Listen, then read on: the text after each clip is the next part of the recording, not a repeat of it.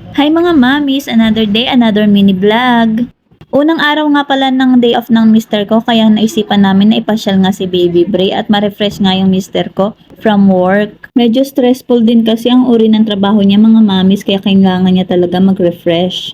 Dumaan nga lang din muna kami mga mami sa Jollibee, nag-take out lang pala kami. Dito na nga lang ulit kami sa Mayloneta mga mamis, total malapit lang naman to sa amin, isang sakay lang kung mag-LRT nga kami. At kung pupunta pala kayo dito mga mamis, pwede kayong magdala ng panlatag, wag lang yung playmat. Yung playmat ko nga hindi ko nagamit, basta pwede tela at abaka, yun lang. Napansin ko nga mga mamis, simula na nagka-baby nga ako, parang madalas na kami dito sa Luneta. Ito kasing Luneta talaga, isa nga sa mga pasyalan ng mga magpapamilya or magkakaibigan nga.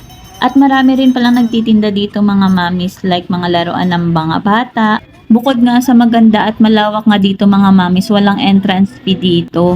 Palubog na nga yung araw mga mamis, kaya parami na rin yung mga tao. Kanina nga pagdating namin, kakaunti pa nga lang yung tao.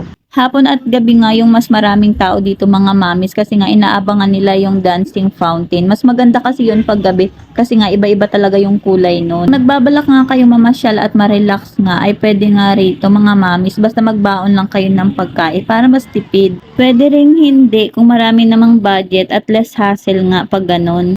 At syempre, pagkatapos natin, dapat nating linisin yung ating area mga mamis para mapanatili nga yung kagandahan at kalinisan nitong Luneta Park.